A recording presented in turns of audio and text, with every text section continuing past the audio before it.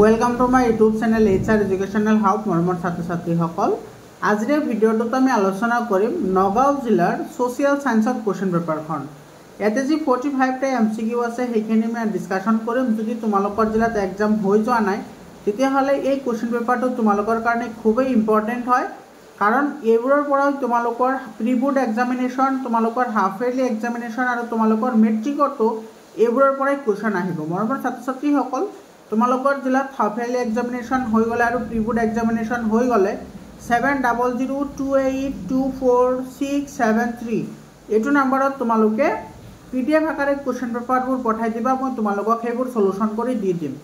यार आगतेও बहुत केटा सोशियल साइंसर क्वेश्चन पेपार मैं सल्व करि दिसु, तुमालोके हेबोर चाइ लोৱা। हेबोर किन्तु बहुत इम्पर्टेन्ट হয়। मैथ्सरो क्वेश्चन पेपार सल्व करिसु, साइंसरो क्वेश्चन पेपार सल्व करिसु। मरমৰ ছাত্ৰ ছাত্ৰীসকল तो आज भिडिओটো आमी आरम्भ करिसु। याते 1 নম্বৰ प्रश्नটো চোৱা, এটো আমাৰ মিলাবলৈ দিছে। এতে চোৱা তোমাৰ কৈছে ৰেগুলেটিং एक्ट अर्थात नियन्त्रणकारी आईन केতিয়া হৈছিল, এটো তোমাৰ হৈছিল 73। तार पिছত আছে তোমাৰ কি ইন্ডিয়ান ইন্ডিপেন্ডেন্স एक्ट, এটো তোমাৰ কেতিয়া হৈছিল 47ত হৈছিল। এটো হবিব তোমাৰ 3 নম্বৰ লগত। তুমি 1 নম্বৰটো মিলিব, এ নম্বৰ আহিব 4 ৰ লগত, বি আহিব তোমাৰ 3 ৰ লগত। सी नम्बरत আছে তোমাৰ গান্ধী আৰউইন চুক্তি। গান্ধী আৰউইন চুক্তি কেতিয়া হৈছিল? গান্ধী আৰউইন চুক্তি হৈছিল 31ত। গতিকে এটা আহিব তোমাৰ 2 ৰ লগত আৰু তোমাৰ এটো আহিব 1 ৰ লগত, হয়নে? ক্ৰিপছন মিছন আহিব 1 ৰ লগত। এতিয়া সব 4 3 2 1 কত আছে? 4 3 2 1 কত আছে? 4 3 2 1 এটো স্যার ডি অপশনত আছে। গতিকে আমাৰ ডি অপশনটো কি হ'ব? ইয়াৰে শুদ্ধ উত্তৰ হ'ব। বুজি পাইছানে?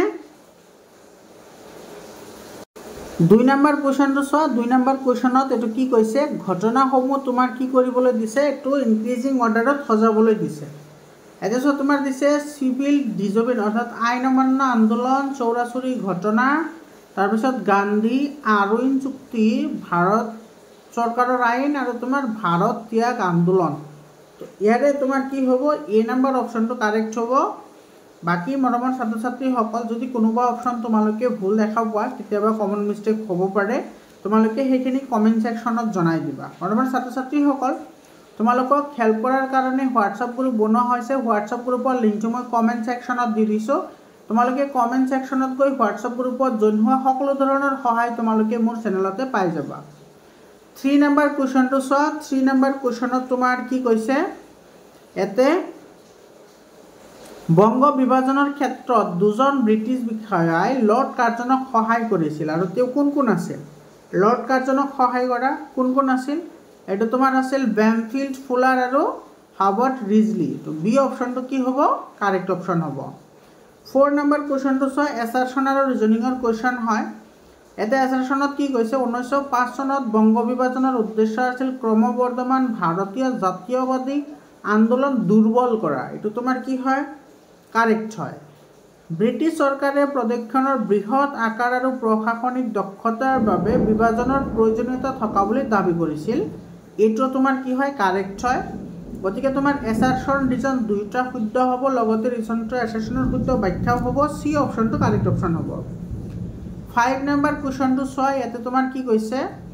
এতে 1942 চনটো কিয় গুৰুত্বপূৰ্ণ আছিল?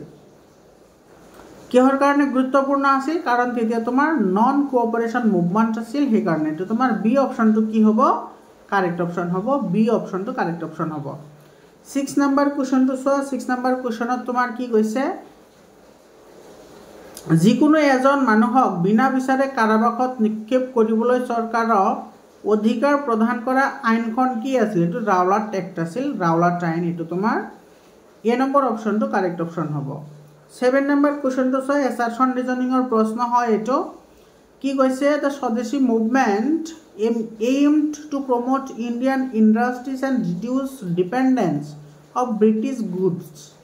স্বদেশী আন্দোলনৰ লক্ষ্য আছিল ভাৰতীয় উদ্যোগসমূহক প্ৰসাৰ কৰা আৰু ব্ৰিটিছ সামগ্ৰীৰ ওপৰত নিৰ্ভৰশীলতা হ্ৰাস কৰা। এটো কাৰেক্ট হয়। বংগ বিভাজনৰ বাবে ব্ৰিটিছ চৰকাৰ কৰা সিদ্ধান্তৰ প্ৰতি স্বদেশী আন্দোলনৰ আছিল এক প্ৰত্যক্ষ সঁহাৰি। এটো তোমাৰ কি হয়? কাৰেক্ট হয়। গতিকে আমাৰ সি অপশনটো কাৰেক্ট হ'ব। এ আৰু আৰ দুইটা সঁচা আৰু আৰ হৈছে এৰ শুদ্ধ ব্যাখ্যা। তাৰপিছৰ প্ৰশ্নটো চোৱা 8 নম্বৰ কুৱেশ্যনটো তোমাৰ এছাৰশ্যন ৰিজনিঙৰ কুৱেশ্যন হয়। ইয়াতে কৈছে মহাত্মা গান্ধীয়ে আৰম্ভ কৰা অসহযোগ আন্দোলনৰ মুখ্য লক্ষ্য আছিল অহিংসা উপায়েৰে ভাৰতক স্বাধীনতা লাভ কৰোৱা। এইটো কাৰেক্ট হয়।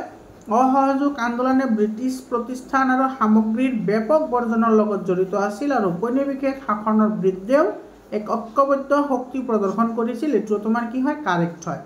গতিকে এইটো আমাৰ সি অপশ্যনটো কাৰেক্ট অপশ্যন হ'ব। সি নম্বৰ অপশ্যনটো কাৰেক্ট হ'ব।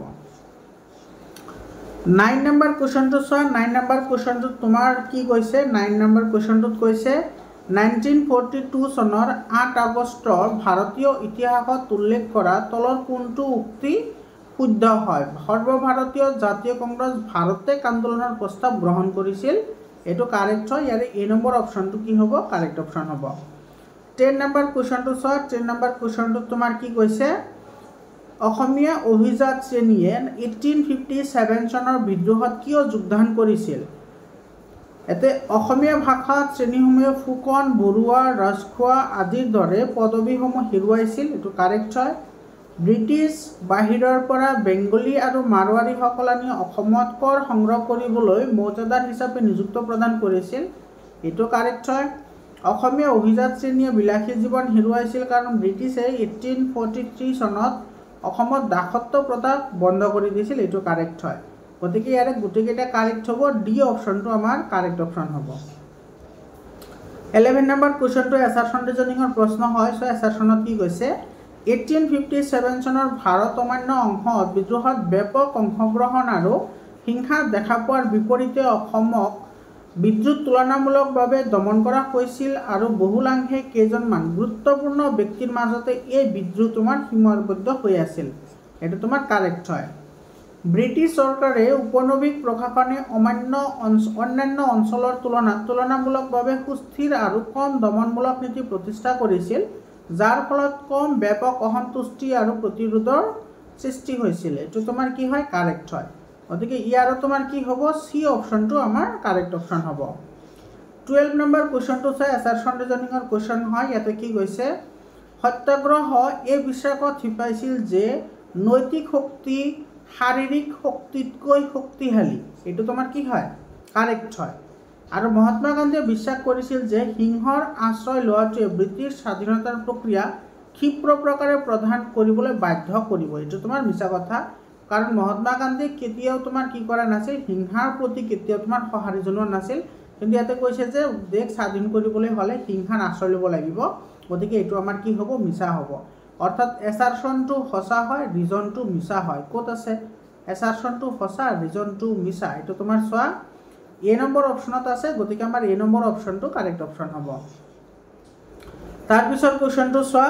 30 নম্বৰ কুৱেশ্যনত কি কৈছে? ভাৰতবৰ্ষত মহাত্মা গান্ধীয়ে আৰম্ভ কৰা প্ৰথম আন্দোলন কোনটো আছিল? প্ৰথম আন্দোলনটোৰ নাম কি আছিল? এইটো চম্পাৰণ সত্যাগ্ৰহ। এইটো বি অপশ্যনটো কাৰেক্ট অপশ্যন হ'ব।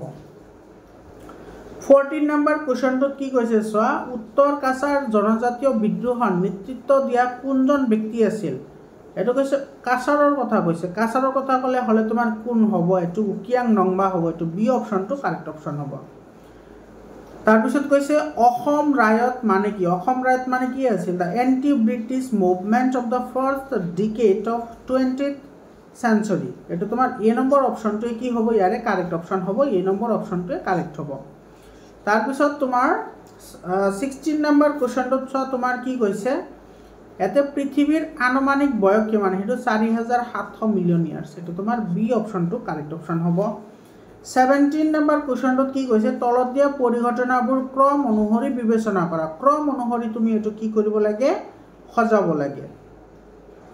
তো ক্ৰম অনুসৰি যদি সজোৱা তেতিয়াহ'লে তোমাৰ প্ৰথমত আহিব কোনটো? এইটো ফুলগুৰি ধাৱা। তাৰপিছত আহিব তোমাৰ এইটো পথৰুঘাটৰ কৃষক বিদ্ৰোহ। এইটো আহিব 2 নম্বৰত। তাৰপিছত এইটো আহিব 3 নম্বৰত আৰু লাচিমাৰ কৃষক বিদ্ৰোহ আহিব 4 নম্বৰত।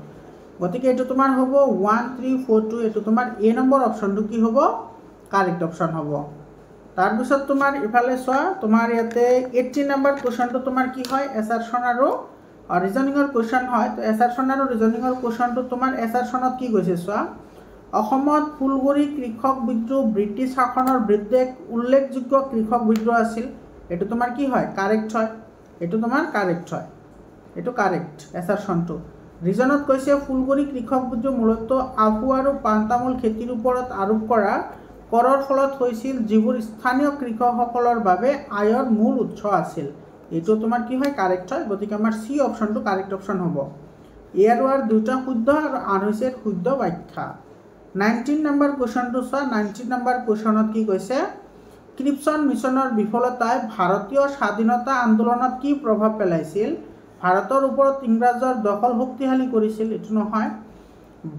ইয়াৰ ফলত ভাৰতেক আন্দোলনৰ আৰম্ভ হৈছিল, এইটো কাৰেক্ট হয়। এইটো তোমাৰ বি অপশ্যনটো কি হ'ব কাৰেক্ট অপশ্যন হ'ব। মৰুকৰণৰ ক্ষেত্ৰত দক্ষিণ আমেৰিকাৰ স্থান হ'ল, মৰুকৰণৰ ক্ষেত্ৰত দক্ষিণ আমেৰিকাৰ স্থান হৈছে ছেকেণ্ড। এইটো তোমাৰ বি অপশ্যনটো কি হ'ব কাৰেক্ট অপশ্যন হ'ব। তাৰপিছত তোমাৰ 21 নম্বৰ কুৱেশ্যনটোত কি কৈছে চোৱা, কাজিৰঙা ৰাষ্ট্ৰীয় উদ্যান কেনেধৰণৰ সম্পদৰ উদাহৰণ? এতিয়া কাজিৰঙা ৰাষ্ট্ৰীয় উদ্যানৰ কথা কৈছে। তো কাজিৰঙা ৰাষ্ট্ৰীয় উদ্যান তোমাৰ এইটো কৈছে আন্তৰ্জাতিক, ব্যক্তিগতটো নহয়, অনৱীকৰণযোগ্য নহ'ব। এইটো তোমাৰ নেশ্যনেল মানে জাতীয় সম্পদ হয়। এইটো তোমাৰ ডি অপশ্যনটো কি হ'ব কাৰেক্ট অপশ্যন হ'ব। 22 নম্বৰ কুৱেশ্যনটো চোৱা। 22 নম্বৰ কুৱেশ্যনত এইটো মিলাবলৈ দিছে চোৱা, মিলাবলৈ দিছে। এইটো মানৱ ভূগোল। মানৱ ভূগোল তোমাৰ কি হয়? মানৱ ভূগোল ইয়াতে তোমাৰ আচ্ছা তোমাৰ কোনটো অমিল আছে সেইটো তোমাৰ সুধিছে না। মানৱ ভূগোল অৰ্থনৈতিক উন্নয়নৰ সৈতে জড়িত। অৰ্থনৈতিক ভূগোল মানৱ ভূগোলৰ প্ৰধান শাখা। পৰিকল্পনা ভূগোল হৈছে তোমাৰ সম্পদৰ বিতৰণ, পৰিবহণ, ভূমি অধ্যয়ন কৰা, আৰু পৰিবহণ ভূগোল হৈছে তোমাৰ দুটা ভাগত বিভক্ত। এইটো প্ৰশ্নত কৈছে কি, আচ্ছা কৰ লগত সংঘ মিলালে কোনটো যুক্তি শুদ্ধ হ'ব, কোনটো সঁচা হ'ব সেইটোহে লাগে আমাৰ। সঁচা তোমাৰ এইটো মানৱ ভূগোলৰ অৰ্থনৈতিক উন্নয়নৰ সৈতে জড়িত। এইটো তোমাৰ এ নম্বৰ অপশ্যনটো কি হ'ব কাৰেক্ট অপশ্যন হ'ব। 23 নম্বৰ কুৱেশ্যনটো চোৱা। 23 নম্বৰ কুৱেশ্যনত কি কৈছে, ইয়াতে অৰ্থনৈতিক উন্নয়নৰ গতি আৰু দিশ নিৰ্ণয় কৰাটোৱেই অৰ্থনৈতিক ভূগোলৰ মূল উদ্দেশ্য। এইটো কোনে কৈছিল? এইটো কৈছিল তোমাৰ ডাৰ্ক ৱৰ্ল্ডে কৈছিল। এইটো ডাৰ্কিন ৱৰ্ল্ডে কৈছিল। এইটো চি অপশ্যনটো কি হ'ব কাৰেক্ট অপশ্যন হ'ব। তাৰপিছত 24 নম্বৰ, এইটো কিহৰ ডায়েগ্ৰাম হয়? এইফালে যিটো দিছে এইটো ডায়েগ্ৰামটো কিহৰ হয় সেইটো আমাক সুধিছে। এইটো তোমাৰ হ'ব এইটো তোমাৰ কি কৰি আছে? এইটো লৱণো কৰি আছে নে? লৱণ খেতি বাতি কৰি আছে, ভালদৰে বুজি পোৱা নাযায় বাৰু। এইটো 24 নম্বৰ কুৱেশ্যনটো। এইটো তোমাৰ যদি লৱণ যদি কৰে তেতিয়াহ'লেতো প্ৰাথমিক কাৰ্য হ'ব, আৰু যদি তোমাৰ কৃষি ক্ষেত্ৰত কৰি আছে তেতিয়াহ'লে ছেকেণ্ডাৰী হ'ব। তোমালোকে এইটো কমেণ্ট কৰি জনাবাচোন বাৰু, এইটো তোমাৰ কোনটো অপশ্যন কাৰেক্ট হয়। এইটো মোৰ মতে এই নম্বৰটো হ'ব লাগে দ্বিতীয় কাৰ্য। 25 নম্বৰ কুৱেশ্যনটোত তোমাৰ কি কৈছে চোৱা। 25 নম্বৰত কৈছে যে IUCNৰ যিটো ফুল ফৰ্ম আছে, ইয়াতে তোমাৰ চি মানে কি? চি মানে কনজাৰভেশ্যন হয়। এইটো তোমাৰ ডি অপশ্যনটো কাৰেক্ট অপশ্যন হয়। এইটো হৈছে তোমাৰ international union for conservation of natural resources হয় নে? এইটো হৈছে তোমাৰ তাৰপিছত IUCNৰ সম্পূৰ্ণ নামটো চাই ল'বা। এইটো তোমাৰ চি মানে হৈছে কনজাৰভেশ্যন, আই মানে ইণ্টাৰনেশ্যনেল, ইউ মানে ইউনিয়ন, আৰু এন মানে হৈছে নেচাৰেল। তাৰপিছত প্ৰশ্নটো 26 নম্বৰ কুৱেশ্যনটোত চোৱা কি কৈছে, পৃথিৱীৰ কোন গোলক ক্ষেত্ৰ প্ৰদূষণৰ ফলত এচিড বৰষুণ হয়? এইটো বায়ুমণ্ডল। বায়ুমণ্ডলত তোমাৰ কি হয়? এচিড বৰষুণৰ সৃষ্টি হয়। গতিকে তোমাৰ 27 নম্বৰ কুৱেশ্যনটোত কি কৈছে চোৱা, আমেৰিকা যুক্তৰাষ্ট্ৰৰ বাসনৰ উন্নয়ন সম্পৰ্কীয় কাৰকৰ দ্বাৰা প্ৰদূষিত পানীৰ পৰিমাণ হ'ল 14%। বি অপশ্যনটো কাৰেক্ট হ'ব। চীন দেশৰ য়াংচি নদীৰ পাৰত অৱস্থিত নগৰৰ সংখ্যা কিমানটা আছিল? য়াংচি নদীৰ হয়তো 26টা আছিল। এইটো তোমাৰ ডি অপশ্যনটো কাৰেক্ট অপশ্যন হ'ব। 29 নম্বৰ কুৱেশ্যনটো চোৱা। 29 নম্বৰ কুৱেশ্যনটোত তোমাৰ কি কৈছে, খালী ঠাই পূৰ কৰিবলৈ দিছে। অনাগত দিনবোৰত সাগৰৰ পৃষ্ঠ বৰ্তমানতকৈ 1.5 মিটাৰ ওপৰলৈ উঠি আহিলে পৃথিৱীৰ উপকূলীয় অঞ্চলত 1.5 মিটাৰ নিযুত পৰিমাণৰ ভূমি জলমগ্ন হ'ব। ইয়াৰে 2 and 6 হ'ব। ইয়াতে হ'ব 2 আৰু ইয়াতে হ'ব তোমাৰ কিমান 6। তাৰপিছত কুৱেশ্যনটো চোৱা। 30 নম্বৰ কুৱেশ্যনটো তোমাৰ কি কৈছে? 30 নম্বৰ কুৱেশ্যন ইয়াতে তোমাৰ মেটচিং কৰিবলৈ দিছে হয়নে? মেটচিং কৰিবলৈ দিছে। ইয়াতে তোমাৰ দিছে মৰুকৰণ। মৰুকৰণটো তোমাৰ কি হ'ব? মৰুকৰণ আহিব তোমাৰ এইটো ডি নম্বৰটো, আফ্ৰিকাত মৰুকৰণ হৈ আছে।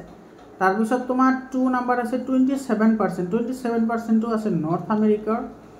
18% কাৰ আছে? 18% আছে তোমাৰ অষ্ট্ৰেলিয়াৰ, আৰু 20% আছে কাৰ 20% 3 নম্বৰ 2 20% আছে তোমাৰ এইটো পঁয়ত্ৰিশ এইটো তোমাৰ এ মিলিব ডিৰ লগত তাৰপিছত তোমাৰ 2 নম্বৰটো মিলিব চিৰ লগত এইটো আৰু 3 নম্বৰটো তোমাৰ মিলিব এৰ লগত এইটো অষ্ট্ৰেলিয়া এইটো মিলি গ'ল গতিকে আৰু 4 নম্বৰটো মিলিব বিৰ লগত এইটো বি গতিকে এইটো তোমাৰ এ নম্বৰ অপশ্যনটো কি হ'ব কাৰেক্ট অপশ্যন হ'ব তাৰপিছত 31 নম্বৰ কুৱেশ্যনটো চাওঁ 31 নম্বৰত কি কৈছে তলৰ কোনবিধ সম্পদৰ প্ৰকৃতিৰ সম্পদ যিটো জীৱীয় আৰু নৱীকৰণযোগ্য জীৱীয় সম্পদ হয় লগতে নৱীকৰণযোগ্য হয় সেইটো তোমাৰ প্লেন্ট হয় ডি অপশ্যনটো কি হ'ব কাৰেক্ট অপশ্যন হ'ব 31ৰ ডি অপশ্যনটো কি হ'ব কাৰেক্ট অপশ্যন হ'ব 32 নম্বৰ কুৱেশ্যনটো চোৱা এটা এছাৰশ্যন ৰিজনিঙৰ কুৱেশ্যন হয় ইয়াতে তোমাৰ এছাৰশ্যনত কি কৈছে চোৱা স্থলমণ্ডলৰ গছসমূহ কাটিলে বায়ুমণ্ডলত সেউজগৃহ বৃদ্ধি পায় এইটো কাৰেক্ট হয় এইখিনি ফলত স্থলমণ্ডলৰ জীৱসমূহৰ লগতে জলমণ্ডলৰ জীৱসমূহ ক্ষতিগ্ৰস্ত হয় এইটো কাৰেক্ট হয় পৃথিৱীৰ পৰিৱেশৰ চাৰিওটা মণ্ডল এইটো সিটোৰ ওপৰত নিৰ্ভৰশীল এইটো কাৰেক্ট হয়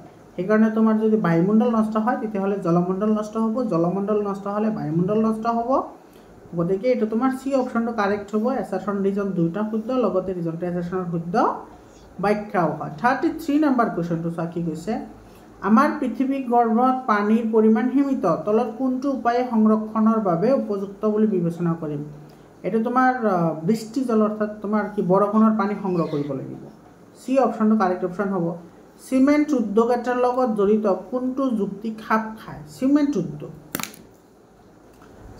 উদ্যোগ হলে তোমাৰ কি বায়ু প্ৰদূষণৰ উৎস ই বায়ু প্ৰদূষণ কৰে সিমেন্ট উদ্যোগে এটা আমাৰ ডি অপশ্যনটো কি হ'ব কাৰেক্ট অপশ্যন হ'ব তাৰ পিছত তোমাৰ কৈছে যে 35 নম্বৰটো পৃথিৱীয়ে লিন তাপ যোগে বায়ুমণ্ডললৈ ঘূৰাই পঠিওৱা তাপৰ পৰিমাণ কিমান বায়ুমণ্ডলৰ কথা কৈছে ইয়াতে এইটো 50% এইটো এ নম্বৰ অপশ্যনটো কাৰেক্ট অপশ্যন হয় 36 নম্বৰ কুৱেশ্যনটো চোৱা মুদ্ৰাৰ ক্ৰমবিকাশৰ স্তৰসমূহ কি আছিল বাটাৰ এনিমেল হয়নে এইটো বাম চিপি বুলি মনত ৰাখিবলৈ কৈছিলোঁ তোমাক ইয়াৰ আগতে বাম চিপি মানে বাটাৰ এনিমেল মেটেলিক এইটো চব বাম আৰু ইফালে যে চিপি মানে কইনেছ আৰু পেপাৰ বাম চিপি বুলি মনত ৰাখিবা এইটো কিন্তু পৰীক্ষাত আহে কমন কুৱেশ্যন হয় তাৰপিছত 37 নম্বৰ কুৱেশ্যনটোত কি কৈছে চোৱা মুদ্ৰাৰ তৎক্ষণাৎ আৰু প্ৰত্যক্ষ হস্তান্তৰ যোগ্যতাৰ অৰ্থ কি এইটো তোমাক কি বুলি কয় স্থায়িত্ব লিকুইডিটি আৰু কৈছে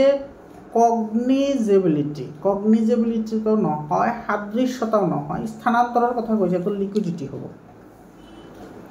এইটো হ'ব তোমাৰ লিকুইডিটি সি অপশ্যনটো কি হ'ব ইয়াৰে কাৰেক্ট অপশ্যন হ'ব 37ৰ সি তাৰপিছৰ কুৱেশ্যনটো চোৱা 38 নম্বৰ কুৱেশ্যনটো তোমাৰ কি কৈছে ধৰা হ'ল এজন ব্যক্তিয়ে চৰকাৰক 5 লাখ টকা আয় দিব লাগে কিন্তু ব্যক্তিগৰাকী আয়কৰ বিবৃতি এনেদৰে প্ৰস্তুত কৰিলে যে তেওঁ চৰকাৰক 2 লাখ টকাৰ আয় দিলেই হয় পৰিস্থিতিটো কি সৃষ্টি কৰে তোমাৰ দিব লাগে 5 লাখ টকাৰ কৰ তুমি দিছা মাত্ৰ 2 লাখ টকাৰ বাকি 3 লাখ টকা তোমাৰ কি হ'ল ব্ল্যাক মানি হ'ল নে নাই ডি অপশ্যনটো কি হ'ব কাৰেক্ট অপশ্যন হ'ব তাৰপিছত চোৱা কোনটো শুদ্ধ সেইটো তোমাৰ লাগে চেক তোমাৰ কি হয় চেক ইজ এ লিগেল মানি এইটো তোমাৰ কাৰেক্ট হয় চেক লিগেল মানি হয় হা কিন্তু এইটো তোমাৰ নহয় এইটো তোমাৰ কি হৈছে চাইতে এন ইণ্ডিভিজুৱেল কেন ৰিফিউজ টু এবজেক্ট কোনো ব্যক্তিয়ে চেক গ্ৰহণ নকৰিব পাৰে এইটো কাৰেক্ট হয় তাতে মানে তোমাৰ এটা কি হ'ব 39 নম্বৰ দুটা কাৰেক্ট হ'ব 1 কাৰেক্ট 2 ইনকাৰেক্ট 1 কাৰেক্ট 2 ইনকাৰেক্ট বহুত 1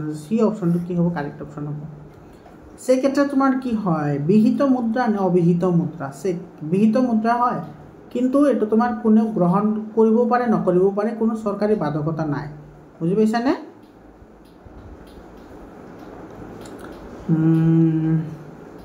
চেকটো তোমাৰ লিগেল টেন্ডাৰ মানে নন লিগেল হয় চেকটো তোমাৰ নন লিগেল হ'ব লাগিছিল না চেকটো নন লিগেল যদি হয় তেতিয়াহ'লে এইটো ইনকাৰেক্ট হ'ব এইটো কাৰেক্ট হ'ব গতিকে তোমাৰ ইয়াতে বি অপশ্যনটো কাৰেক্ট হ'ব বি অপশ্যনটো কি হ'ব কাৰেক্ট অপশ্যন হ'ব বুজি পালানে ইয়াৰে চেকটো তোমাৰ নন লিগেল হয় এইটো লিগেল নহয় নন লিগেল মানে তোমাৰ এইটো চৰকাৰৰ কোনো বিধিবাধকতা নাই কিন্তু যদি লিগেল হয় লিগেল মানে কি জানা লিগেল মানে তুমি সেইটো গ্ৰহণ কৰিবই লাগিব মানে যেনেকুৱা ধৰা তুমি 20 টকাৰ নোট এটা দোকানত এটা দিছা দোকানীয়ে কৈছে যে মই 20 টকাৰ নোট এটা নলওঁ তেতিয়াহ'লে সেই দোকানীজন কি হ'ব চৰকাৰী মতে দণ্ডনীয় হ'ব, কাৰণ সেইটো লিগেল মানি হয়, এটা চৰকাৰী গ্ৰহণযোগ্যতা আছে। কিন্তু যদি তুমি চেক দিয়া, কি দিয়া চেক দিয়া, সেই চেকটো তোমাৰ দোকানীয়ে ল'বও পাৰে, দোকানীয়ে নল'বও পাৰে। তুমি সেইটো দোকানীৰ ওপৰত কোনো প্ৰেছাৰ দিব নোৱাৰা যে আপুনি ল'বই লাগিব বুলি, বুজি পাইছানে? গতিকে ইয়াতো তোমাৰ কি হ'ব, বি অপশ্যনটো ইয়াতো কাৰেক্ট হ'ব। তাৰপিছত তোমাৰ চোৱা কৈছে state bank of India. State bank of India তোমাৰ কি হয়? State bank of India central bank, কেন্দ্ৰীয় বেংক। কেন্দ্ৰীয় বেংকটো ৰিজাৰ্ভ বেংক হয়। বাণিজ্যিক বেংক হ'ব, এইটো বি অপশ্যনটো কাৰেক্ট হ'ব। কমাৰ্চিয়েল বেংক হয়, বি অপশ্যনটো কি হ'ব? কাৰেক্ট অপশ্যন হ'ব। তাৰপিছত তোমাৰ চেণ্ট্ৰেল বেংকটো তোমাৰ ৰিজাৰ্ভ বেংক হয়, চেণ্ট্ৰেল বেংকটো নহয়। ষ্টেট বেংক অফ ইণ্ডিয়া কি হয়? কমাৰ্চিয়েল বেংকে হ'ব, কমাৰ্চিয়েল বেংক হ'ব। তাৰপিছত 41 নম্বৰ কুৱেশ্যনটোত তোমাৰ কি কৈছে চোৱা, তলত উল্লেখীয় কোনটো বেংকে বৈদেশিক মুদ্ৰাৰ ৰক্ষক হিচাপে কাম কৰে? বৈদেশিক মুদ্ৰাৰ ৰক্ষক, এইটো তোমাৰ চেণ্ট্ৰেল বেংকে কৰে। এইটো তোমাৰ ডি অপশ্যনটো কি হ'ব? কাৰেক্ট অপশ্যন হ'ব। তাৰপিছত চোৱা 42 নম্বৰ কুৱেশ্যনটো এছাৰশ্যন ৰিজনিঙৰ কুৱেশ্যন হয়। ইয়াতে তোমাৰ কি কৈছে? ইয়াতে তোমাৰ কৈছে আমাৰ ভাৰতীয় সংবিধানক জীৱন্ত নথি হিচাপে কি কৰা হয়? গণ্য কৰা হয়। এইটো কাৰেক্ট হয়। পৰিৱৰ্তনশীল সমাজৰ প্ৰয়োজন আৰু আকাংক্ষাক প্ৰতিফলিত কৰিবলৈ আমাৰ সংবিধানখন সংশোধন কৰিব পাৰি। এইটো তোমাৰ কি হয়? কাৰেক্ট ষ্টেটমেণ্ট হয়। গতিকে দুয়োটা কাৰেক্ট হ'ব, ইয়াতে দুয়োটা কাৰেক্ট হ'ব। ইয়াতে তোমাৰ এ নম্বৰ অপশ্যনটো কি হ'ব? কাৰেক্ট অপশ্যন হ'ব। এ নম্বৰ অপশ্যনটো কাৰেক্ট অপশ্যন হ'ব।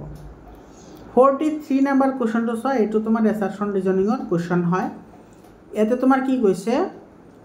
সংবিধান গৃহীত হোৱাৰ পিছত সংবিধানখনত প্ৰস্তাৱনা সংযোজন কৰা হৈছে। এইটো মিছা কথা, কাৰণ প্ৰস্তাৱনাখন তোমাৰ সংবিধান লগতে আছিল।